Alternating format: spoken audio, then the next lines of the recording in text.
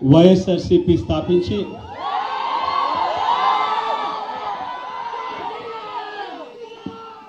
15 సంవత్సరాలు దాదాపుగా ఈ రోజుతో మొదలవుతా ఉంది.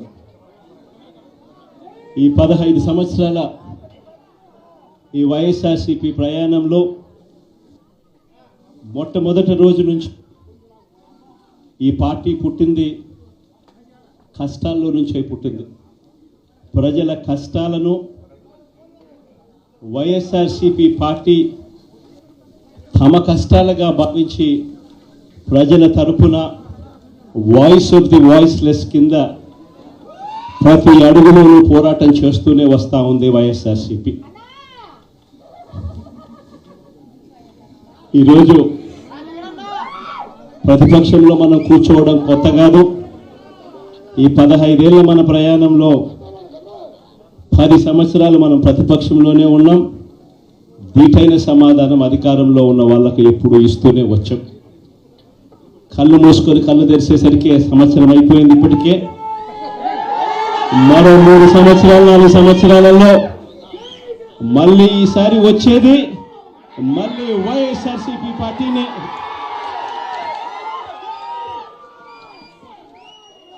ఈరోజు వైఎస్ఆర్సీపీకి సంబంధించిన ప్రతి కార్యకర్త కూడా గ్రామంలో ఉన్న ఏ ఇంటికైనా కూడా వెళ్ళొచ్చు.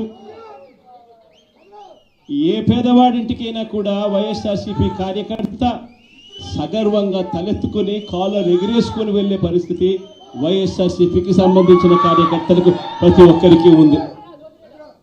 ఏ ఇంట్లోకి వెళ్ళినా కూడా వైఎస్ఆర్సీపీ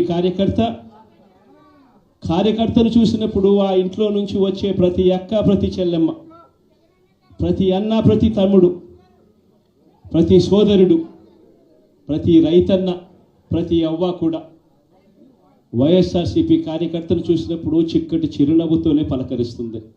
కారణం వైఎస్ఆర్సీపీ ఏదైనా కూడా చెప్పిందంటే చేస్తుంది అన్న నమ్మకం ఈరోజు ప్రతి ఇంట్లో కూడా ఉంది. కాబట్టి ఈరోజు అటువంటి పరిస్థితుల మధ్య ఈరోజు యాదృచ్ఛికంగా విద్యా దీవెన, వసతి దీవెనకు సంబంధించి పిల్లలకు సంబంధించిన అన్యాయాలకు సంబంధించిన జరుగుతూ ఉన్న అన్యాయాలకు సంబంధించిన విషయాల మీద ఈరోజు యాదృచ్ఛికంగా ప్రొటెస్ట్ కార్యక్రమం కూడా జరుగుతూ ఉంది. ఈ కూటమి ప్రభుత్వం వచ్చి దాదాపుగా 10 నెలలుగా వస్తూ ఉంది. ఈ 10 నెలల కాలంలో ఎన్నికల వేళ వాళ్ళు చెప్పిన సూపర్ 6లు, సూపర్ 7లు అన్నీ గాలికి ఎగిరిపోయాయి. వ్యవస్థలన్నీ కూడా చదువులు కానీ, వైద్యం కానీ, గవర్నెన్స్ కానీ, వ్యవసాయం కానీ ఏది చూసుకున్నా కూడా వ్యవస్థలన్నీ కూడా నిర్వీర్యమైపోయిన పరిస్థితులు కనిపిస్తూ ఉన్నాయి. ఈరోజు పిల్లలకు సంబంధించిన ఫీజులకు సంబంధించిన బకాయిలు కూడా సంవత్సర కాలంలో ఫీజు రీయింబర్స్మెంట్కు కావాల్సింది ఒక్కొక్క క్వార్టర్కు 700 కోట్ల రూపాయలు చొప్పున సంవత్సరానికి 2,800 కోట్ల రూపాయలు విద్యా దీవెన కింద 4 క్వార్టర్లకు సంబంధించిన కేటాయింపులు చేయాలి. అంటే 2,800 కోట్లు. వసతి దీవెన కింద ప్రతి ఏడాది ఏప్రిల్ మాసం వచ్చేసరికి 1,100 కోట్ల రూపాయలు కేటాయింపులు చేయాలి. అంటే గత ఏడాది ఈ 1,100 కోట్లు, 2,800 కోట్లు, ఈ రెండింటికి సంబంధించి 3,900 కోట్ల రూపాయలకు కేటాయింపులు చేసి ఖర్చు చేసి పిల్లల చదువులను ప్రోత్సహించాల్సిన పరిస్థితిలో ఈ ప్రభుత్వం చేసింది ఏమిటి అనంటే కేవలం 700 కోట్ల రూపాయలు మాత్రమే ఇచ్చి చేతులు దులుపుకున్న పరిస్థితులు. అంటే 3,200 కోట్ల రూపాయలకు సంబంధించిన బకాయిలు పెండింగ్లో పెట్టారు. అదే మాదిరిగా మళ్ళీ ఈ సంవత్సరం 2025-26కు సంబంధించిన ఈ సంవత్సరానికి సంబంధించి ముందుకు పోవడానికి ఈ సంవత్సరానికి సంబంధించిన విద్యా దీవెన కింద 4 కోట్లు, ఈ విద్యా దీవెనకు సంబంధించి ఈ 2,800 కోట్లు మళ్ళీ కావాలి. 1,100 కోట్లు వసతి దీవెన కింద కావాలి. ఇవన్నీ కూడా కలిపితే మరో 3,900 కోట్లు. సో ఆ 3,200 కోట్లు, ఈ 3,900 కోట్లు, దాదాపుగా 7,100 కోట్ల రూపాయలకు సంబంధించిన పిల్లలకు సంబంధించిన చదువులకు సంబంధించిన